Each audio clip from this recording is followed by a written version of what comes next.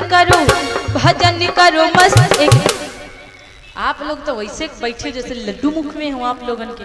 उठाइए सीधे हाथों को, तालियां तो बजा लीजिए ना दरबार में। उठाइए, बिल्कुल दादा लोग भी उठाएंगे, बूढ़े दादा लोग भी उठाएंगे। ताकत आ जाएगी दादाजी, उठाइए सीधे हाथों को। भजन कर मस्त जवानी में बुढ़ापा किसने देखा है। भजन कर मस्त सावरे सरकार की जय हो, उमापति महादेव की जय हो, सवरिया सेठ की जय। इसीलिए कहते हैं कि भजन कर मस्त जवानी में बुढ़ापा किसने देखा है। बुढ़ापा तो आजकल तो कोई भरोसा ही नहीं है बुढ़ापा का। जब तक जवान है भगवान का भजन करें, बाद में ऊपर वाला ही जाने क्या होगा इस जीवन में। तो मेरे भैया आज आप लोगों के जीवन में फिर से भगवान की बड़ी सुंदर गाथा अमृत बरसा रही है। हमारे ऊपर भागवत जी का अमृत बरस रहा है। इस अमृत में नहा लेगा जो अमर हो जाएगा।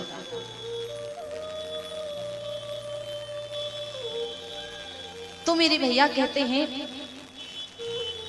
कि सूत और सौनक आदि ऋषियों का संवाद चल रहा था।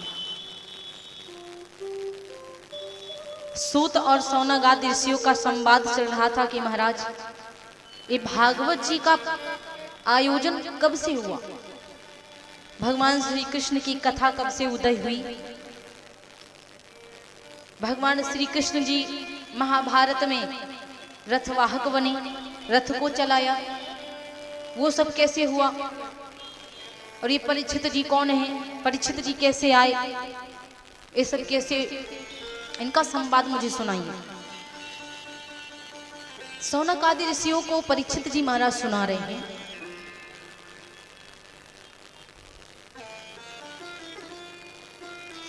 श्री राम श्याम। ये परीक्षित जी की चर्चा सौनक आदि ऋषि और सूत जी में हो रही है।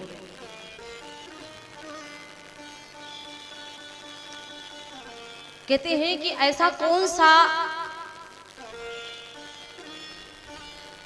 ऐसी कौन सी जीव आत्मा है जो भगवान को गर्भ में ही दर्शन कर लिया हो, माँ के गर्भ में ही भगवान के दर्शन हो गए हों। ऐसा कौन है? केवल एक ही है, वो परीक्षित जी महाराज।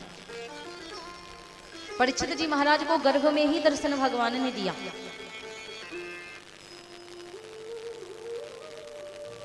कहते हैं कि 5 पांडवों में जब युद्ध हुआ था, ये महाभारत हुई, तो किस लिए होती है? आजकल परिवार में झगड़ा होता है तो किस लिए होता है? परिवार में जब झगड़ा होता है तो जड़ एक ही होती है, या तो जमीन जायदाद का मैटर होता है, या तो घर का बंटवारा, या तो महिलाओं में झगड़ा हो जाता है तो कोई कहता हमारी सिलवट हमारी तरफ नहीं आई, तो कोई कहता हमारा कुकर उनकी तरफ चला गया। यदि देवरानी जेठानी है तो भाइयों में कहीं ना कहीं इतना झगड़ा हो जाता है कि महाभारत का नंबर ही आ जाता है। भाई वही है जो भाई के लिए कलख रखता है, भाई वही है जिसको अपने भाई के लिए प्रेम हो। कहीं कहीं पे भाइयों की वजह से नहीं, मेहरारुओं की वजह से झगड़ा चालू कर दे। यहां पर भी ऐसा ही मैटर हुआ था। एक बार श्री कृष्ण भगवान आए समझाने के लिए। एक बार की बात है कि जो 100 कौरव थे ना, धृतराष्ट्र के बेटा, समझिएगा, धृतराष्ट्र जी के बेटा थे 100 कौरव। दुर्योधन, दुशासन, ये सब 5 पांडव जो थे भाई, इन लोगों में केवल इतना ही बहस हो रहा था, जगह जमीन और अपने हक के लिए झगड़ा हुआ।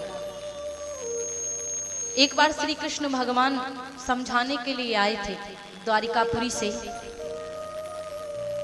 इनके यहाँ विदुर जी काम करते थे, जो दुर्योधन जी हैं ना, धृतराष्ट्र जी जो हैं, उनके यहाँ विदुर महाराज काम करते थे। एक बार विदुर जी गए धृतराष्ट्र जी के पास में, और धृतराष्ट्र जी से कहने लगे कि महाराज आपके जो 100 बेटा है ना, हर वक्त 5 पांडवों से झगड़ा की लकीरें लिया करते हैं। बस झगड़ा करो, लड़ो लड़ो लड़ो, यही करते रहते हैं। अपने बच्चों को समझा दो, क्योंकि 5 पांडव कम नहीं है, ये 5 हैं, लेकिन पांचों तहस नहस कर देंगे, पक्का है। इसीलिए आप ऐसा करिए। आप अंधे हैं तो मानता हूं कि लिए आपकी पत्नी तो अंधी नहीं है ना, लेकिन उसने भी आपके प्रेम में, आपके पतिव्रत धर्म में अपनी आंखों पे पट्टी चढ़ा रखी है। गांधारी जी महारानी अपनी आंखों पे पट्टी चढ़ा के रखी है। अरे वो ठीक है कि पति अंधा है तो पत्नी को भी दुनिया नहीं देखना चाहिए, लेकिन जब पता चल जाए कि हमारे बच्चे गलत कर रहे हैं तो फिर जानबूझकर अंधी भी नहीं बनना चाहिए, वरना फिर महाभारत ही होगी। यदि पिता को पता है कि मेरे बच्चे गलत कर रहे हैं तो फिर जानबूझकर आप उनकी गलतियों को इग्नोर मत करो। यदि जान गए हो कि मेरा बेटा गलत कर रहा है तो फिर समझाओ। यदि लापरवाही करोगे तो फिर गलत ही हो जाएगा। धृतराष्ट्र जी कह रहे थे विदुर जी से कि आपने देखा है मेरे बच्चों को? हाँ। विदुर जी ने कहा आपके लड़के हर वक्त लड़ाई लिया करते, मोल लिया करते लड़ाई 5 पांडवों से, इनको समझा दो। तब तक के दुर्योधन आ ही गया। दुर्योधन चिल्ला करके विदुर जी के हाथ को पकड़ा, घसीट करके बाहर फेंक दिया। कहा मेरी खाते हो, इसके बाद मेरी बुराई भी करते हो? ए तुमको किसने हक दे दिया मेरी बुराई करने के लिए? वो भी मेरे पिता से तुम कह रहे हो हमारी गलती है? अरे उस 5 पांडवों की गलती नहीं है क्या? जाकर के उन लोगों को सिखाओ। आज के बाद मैंने तुमको मंत्री रखा, मैंने तुमको खाने को दिया, मैंने तुम्हें सब कुछ दिया और तुम मेरे पिता को बहका रहे हो? जाकर के बता दो। और तुमसे मैं बता दूं कि कभी मेरे महल में, कभी मेरे देहरी के इस पार अपना चरण भी मत रखो। अब कोई आपके यहाँ काम करने के लिए आ रहा है, कोई आपके यहाँ प्रेम से कुछ कर रहा है, आप उसका बाह पकड़ के घसीट के बाहर निकाल दीजिए, फिर उसका कभी हिम्मत नहीं पड़ेगा कि आपकी देहरी पे आवे। एक हाथ मार दोगे तो शायद कभी आ जाए, लेकिन बात मार दोगे तो वापस नहीं आएगा। बात की लाठी हाथ से भी ज्यादा तेज होती है। कसम खा लिया विदुर जी ने, कसम खाता हूं आज के बाद हम यहां नहीं आए। विदुर जी मंत्री के पद से हट गए, गरीब बहुत हैं, कुटिया में उनकी पत्नी रहती है विदुरानी जी। इतना परेशान है, लेकिन आज उनको पता चला कि कन्हैया द्वारिकाधीश जी आने वाले हैं। आज द्वारिकाधीश जी आएंगे तो हम उनके दर्शन करेंगे। यदि मंत्री होता तो पास से दर्शन कर लेता, लेकिन अब तो मेरा कोई हक नहीं है, तो मुझे दूर से ही दर्शन करना पड़ेगा। लेकिन कोई बात नहीं है, आज कन्हैया की झांकी निकल रही है।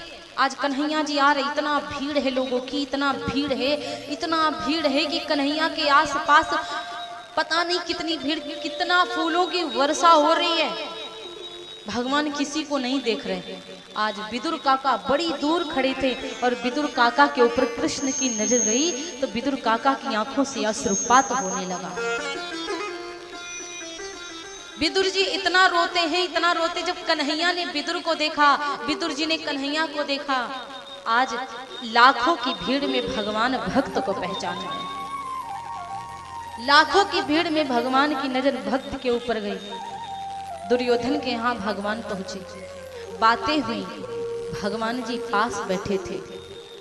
दुर्योधन से कहा, दुर्योधन आप जमीन जायदाद के लिए झगड़ा करते हैं, 5 पांडव हैं, उनकी जमीन आप उनको दे दीजिए, किसी का हिस्सा क्यों लेते हो?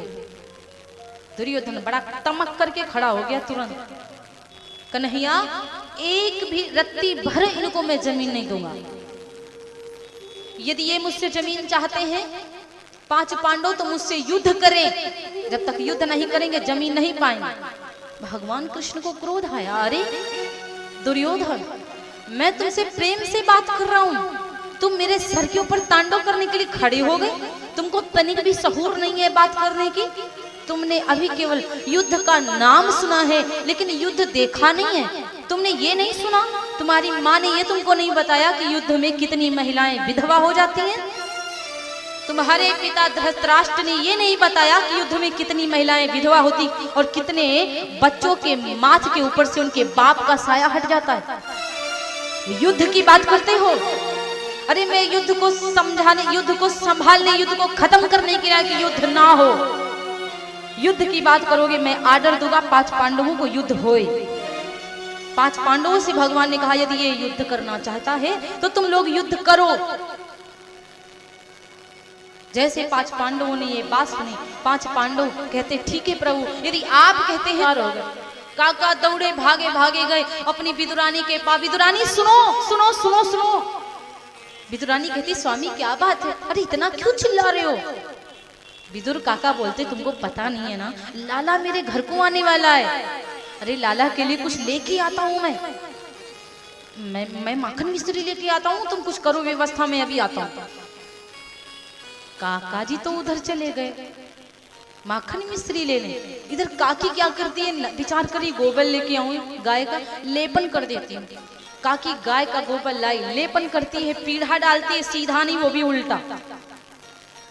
चौकी डालती है, सीधी नहीं उल्टी डालती है। सोच रही थी गोबर में हाथ लथपथ है, ऐसा करती हूँ मैं पहले नहा के आती हूँ।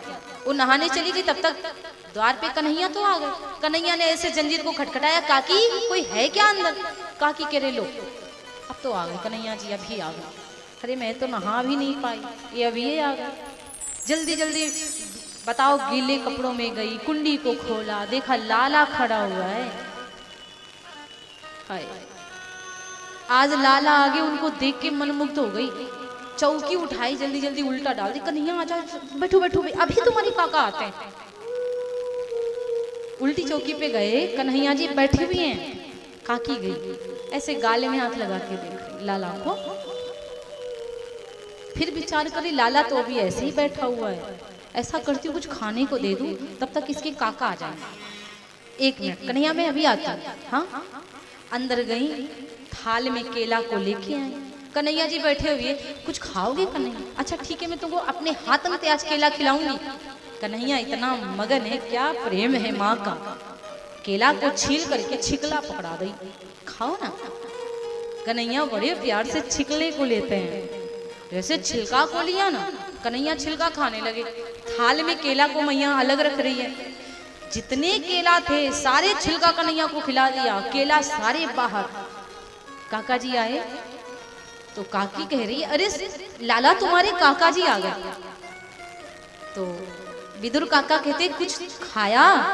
कन्हैया को दिया कुछ? बोली हाँ स्वामी आपको पता नहीं है, अरे देखो देखो वो कन्हैया ना मेरा कितने केला खाए।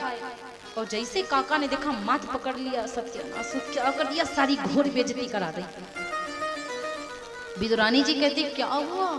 बोले तुम कह रही हो क्या हुआ? अरे देखो केला बाहर रखी हो, छिकला सब खिला दो।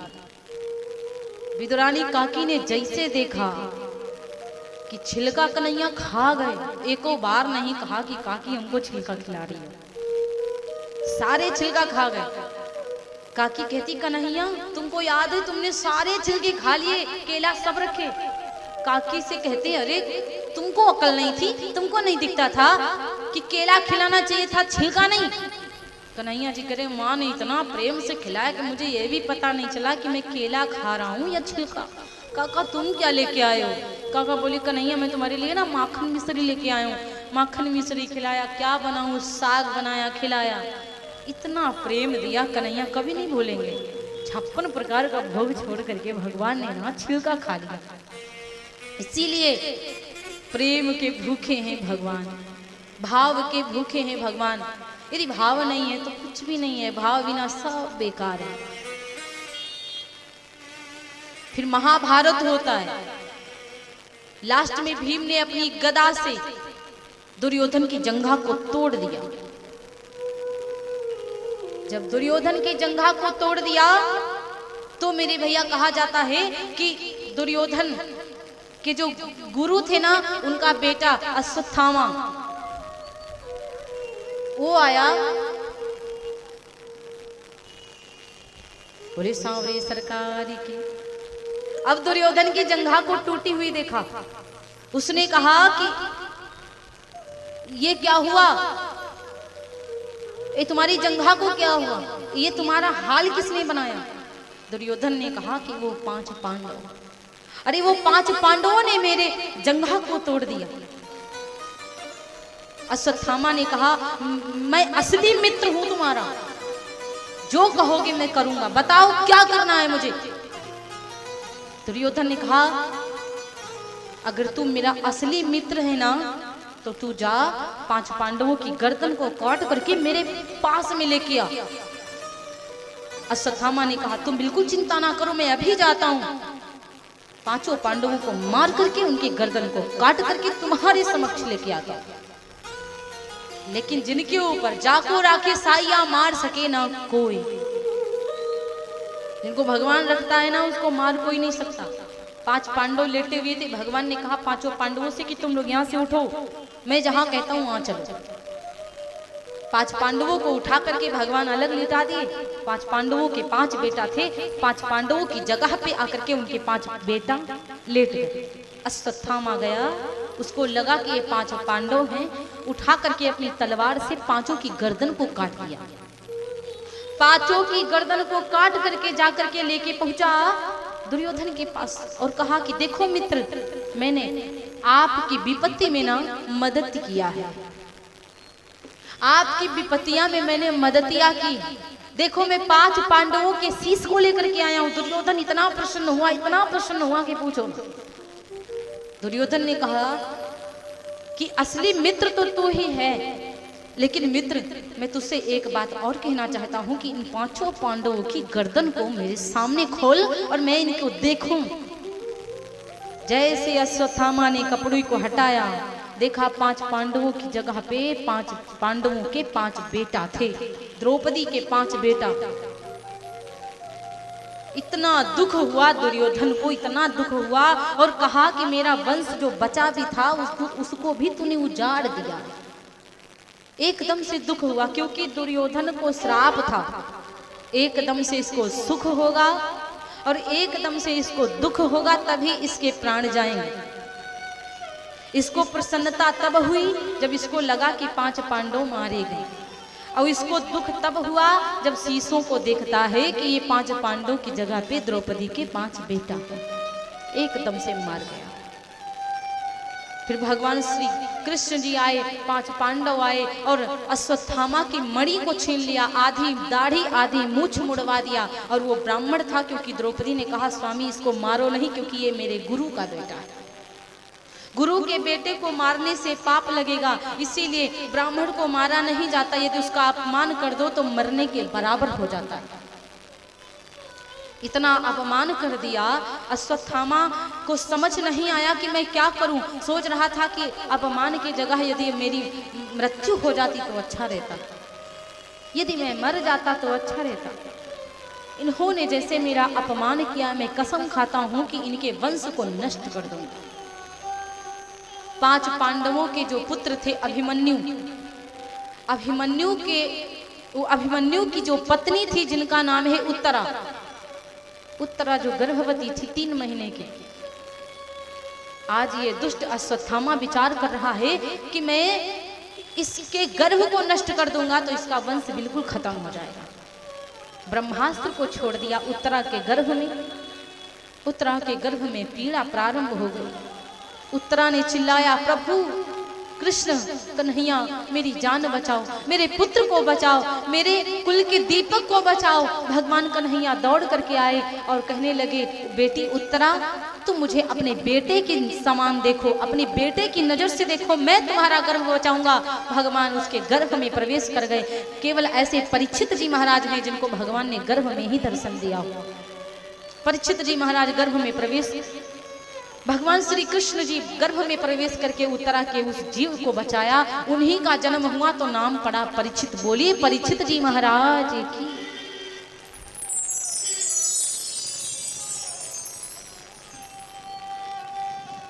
बोली सावरी सरकार।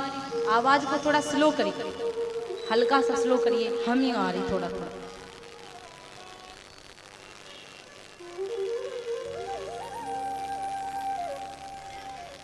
आज महाराज परीक्षित जी का प्राकट्य होता है। धीरे धीरे महाराज परीक्षित जी बड़े होते हैं और जब महाराज परीक्षित जी बड़े हुए, राजा बना दिए गए, तो कहा जाता है कि परीक्षित जी के सभा में, परीक्षित जी के राज्य में कभी किसी को तकलीफ नहीं होती है। परीक्षित जी की सभा में सब बहुत प्रसन्न रहते हैं, बहुत सुखी रहते हैं। संत तो इतना प्रसन्न रहते कि पूछो ना। संतों की सेवा करने के लिए जाते हैं तो संत परीक्षित जी को सेवा करने नहीं देते। जब सेवा नहीं करने देते तो भिखारी का रूप बनाते हैं, भिखारी बनकर जाते हैं कि पहचान ना पाए, तब जाकर सेवा करते हैं। एक बार की बात है, एक बार की बात है, परीक्षित जी महाराज जंगल को जा रहे थे।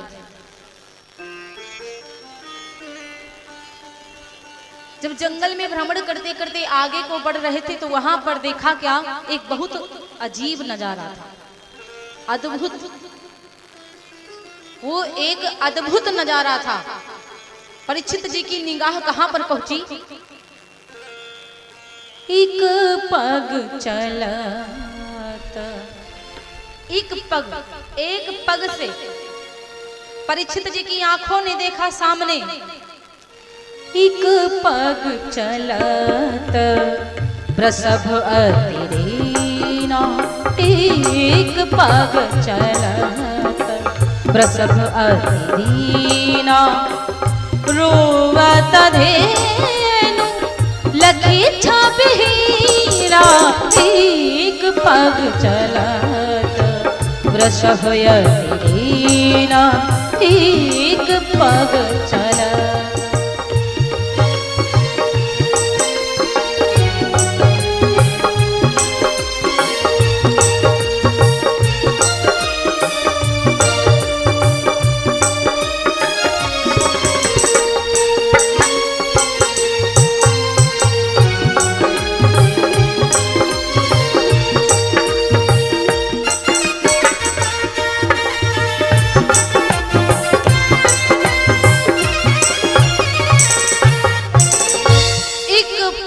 चलत प्रसभ अतिदीना, एक पैर से एक बैल चला आ रहा था।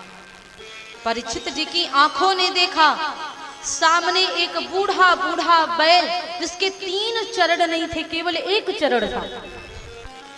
एक पैर से वो बैल चला आ रहा था। रोवत धेनु, उस बैल के पीछे एक गाय, धेनु माने गाय, रोती हुई आ रही है, चिल्लाती हुई आ रही है। और उस बैल के पीछे गाय, गाय के पीछे एक और काला काला कुरूप एक आदमी चला आ रहा है कि भाई वो पुरुष असुर दुखारी।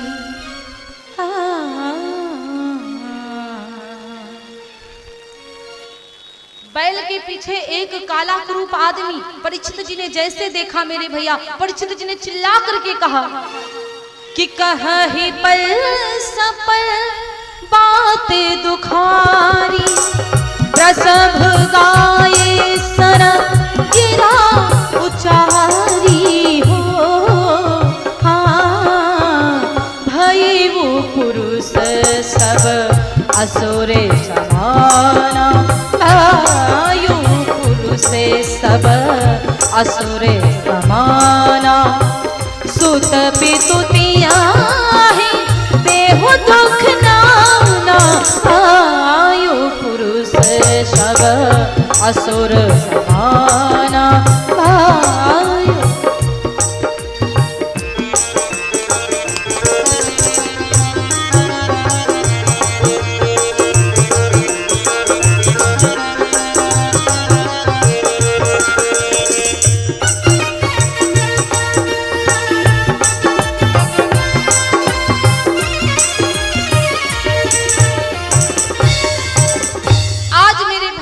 परीक्षित जी ने चिल्ला करके पूछा, उस काले आदमी को रोका, रुक जा वहीं पर। कौन है तू? बैल को परेशान कर रहा है, गैया को परेशान कर रहा है। अरे कौन है तू? काला कुरूप आदमी। पता है वो गाय जो है ना, वो भागती चली जा रही है, बैल भागता चला जा रहा है। काला कुरूप आदमी मोटा मोटा हाथ में डंडा लेकर के मूसल ऐसा मारता है बैल के ऊपर कि लड़खड़ा जाता है। एकदम से बैल लड़खड़ाया। परीक्षित जी ने डांट करके वहीं पर खड़ा कर दिया और पूछने लगे माता से, गैया माता से कि कौन है आप परेशान हैं, दुबली पतली, पेट में कुछ भी नहीं, सारे पंजर दिख रहे हैं, आपके पीछे जो बैल है ये कौन है माता? कौन है आप? सच सच मुझे बता दो। गैया माता ने कहा, सुनो, कि मातृभूमि में गाय शरीरा, मातृभूमि में गाय शरीरा, तुम ही विदिता मम कारण तीरा, मातृभूमि में गाय शरीरा, मातृभूमि में। मैं गाय हूँ, मैं गाय कि किसी को परेशान नहीं करता, गऊ की सेवा होती है। और तू मेरे राज्य में गऊ को ही परेशान कर रहा है, धर्म को परेशान कर रहा है, धर्म को तू भगा रहा है। जैसे इतनी बात कलयुग सुनता है, कलयुग क्या करता है कि भूपति रुख अवलोकि कलि, कंपगात भय भीत। कलयुग महाराज परीक्षित को देखकर कंपित होने लगा, कांपने लगा, घबरा गया। चरण पकड़ी परिलुकुटी इव बिनती कीन्ह विनीत। राजा के तीखे रुख को देखकर कलयुग भयभीत होकर के कांपने लगा। चरण को पकड़ करके विनती करने लगा, दंडवत किया और कहा, महाराज मेरी बारी आई है सो मुझे मत भगाओ, आप जहां कहोगे मैं वहां पे रहूंगा, आप जहां कहेंगे मैं वहीं पे रहूंगा। परीक्षित जी ने कहा, मैं जहां बताऊं वहीं पे तेरा निवास होगा कलयुग, मेरे बताए हुए स्थान पर जा वरना तेरी मौत आ गई है और तू यहां से भाग जाएगा। कलयुग ने कहा, महाराज एक बार बता दो कि मैं कहां जाऊं। परीक्षित जी ने कहा, सुन मेरी बात कि जुआ असत्य निसार सोना, जुआ असत्य निसार सोना।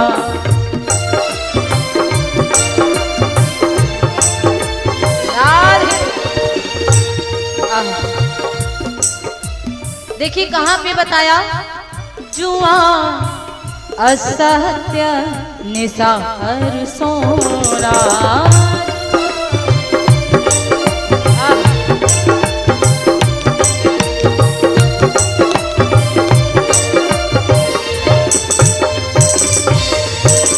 कि जुआ सत्य निसार सोना,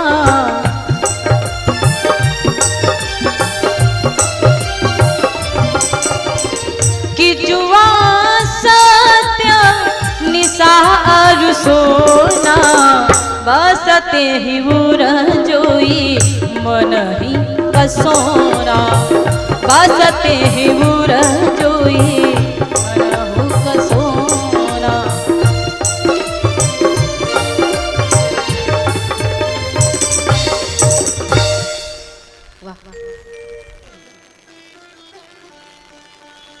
कलयुग को शासन दे दिया। कलयुग को कहा कि वहीं पे जाओ जहां पे मैं बताता हूं। परीक्षित जी की बात को जैसे कलयुग ने सुना, न पयनुशासन कलयुग पाए,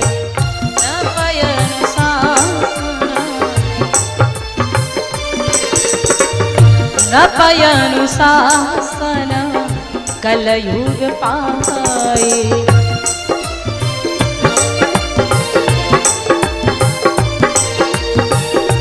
नृप अनुशासन कलयुग पाई, कि नृप अनुशासन कलयुग पाई। नियमित ठोर बसो तब जाई, नियमित ठोर बसो तब जाए। नपय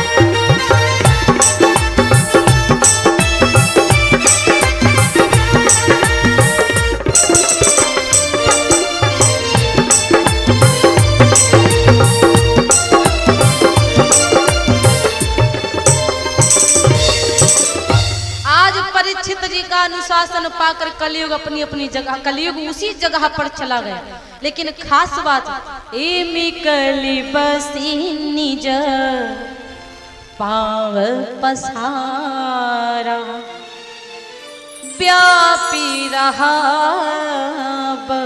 सब संसारा।